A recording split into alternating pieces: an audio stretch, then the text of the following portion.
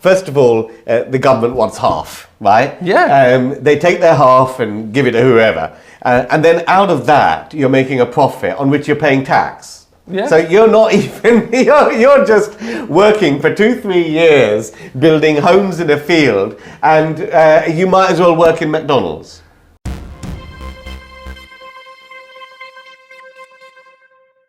Major house builder Barratt Homes has just pulled 4 major planning applications because they say that the government's requirement for 50% social housing makes this whole schemes unviable. In this episode of Property Breaking News, we're going to deep dive into what this means for the government's target of building 1.5 million homes over this term of the Parliament, and what this means for smaller property investors and developers. So I'm joined, as always, by Andrew Roberts. Andrew, 50% affordable housing? No problem with that, is it? I'm getting my shovel and going home, mate. There's no point in me digging holes anymore. I mean, come on, let's be real here. Let's take this from the top. As a developer, you want to make 20 to 30% margin. We know there's a ceiling on the house price. Let's take 100,000 is the house price because we're building Oot North. Therefore, 20,000 of that is my profit. The government want 50% towards affordable housing, which now means you've got to build that house and buy the land for £30,000. Huh? How does that work? It's worse than that. Because you've got to remember that, first of all, the government wants half, right? Yeah. They take their half and give it to whoever. And then out of that, you're making a profit on which you're paying tax. Yeah. So you're not even, you're just working for 2-3 years building homes in a field, and you might as well work in McDonald's. I think I'd get a better pay rise in McDonald's as well. Because the thing is, we all know, we've done developments, and sometimes we overshoot our costs. Not because we want to.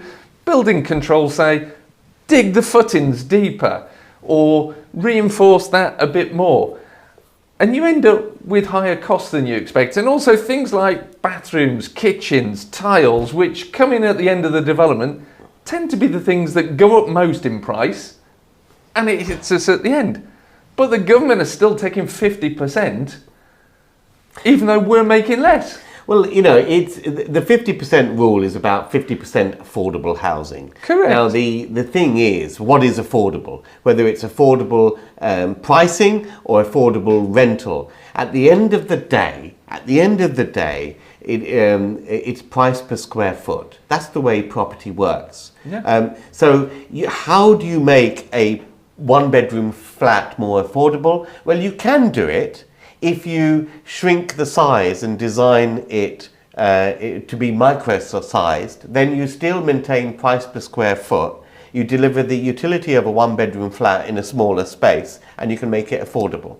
But if you are insistent on certain minimum space standards for a 1-bedroom flat or 1-bedroom house, then affordable means someone basically losing money on it. Because you can't get away from the land value per square foot, the build value per square foot, the end value per square foot. So if you take a cut on that, then you're basically building it for nothing. And the financing cost doesn't get cut in half because you're providing it for social housing. No. Everything is locked in, and therefore it's a ridiculous proposal. I mean, what I find even more frustrating and even more ridiculous, though, is the government want us to build on greyfield sites. Now, greyfield is an already built on, already developed site. Mm-hmm. So it could be a car park.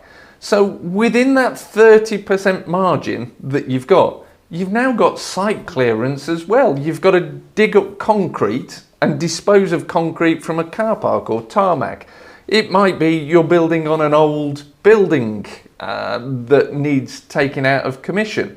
So you've got demolition, then destruction of the floor plate to put your footings in.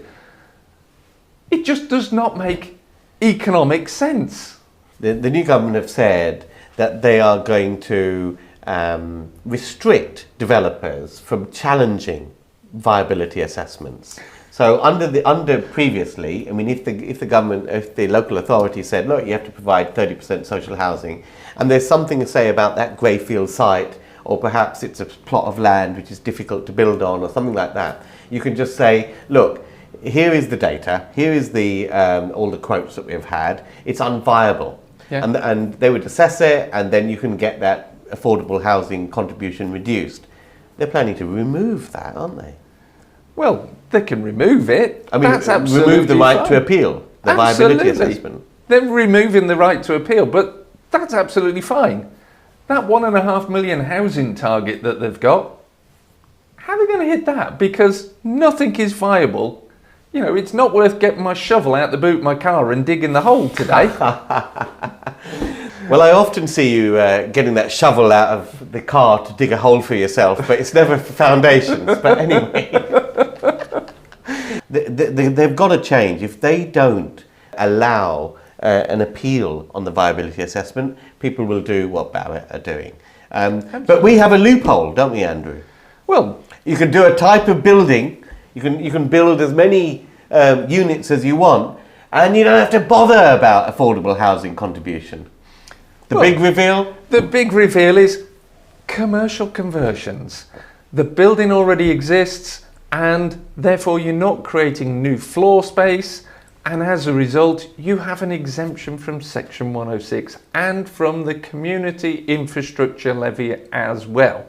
And basically those are two ways that the local authority try to pick your pocket and lose you money before you even start a development. So that's one of the reasons why we prefer doing permitted development schemes. As Andrew said, the building already exists, but also the procedure, the process for getting the permissions in place are far quicker. The build time is quicker because the building already exists.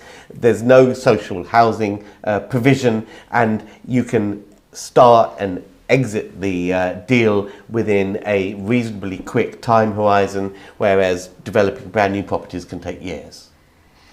So, Ranjan, that pickaxe of yours, it's only good for picking your nose now. So if you want to meet Ranjan and I and learn how you can stay at the front of your property investing game, then join us at thebakerstreetpropertymeet.com.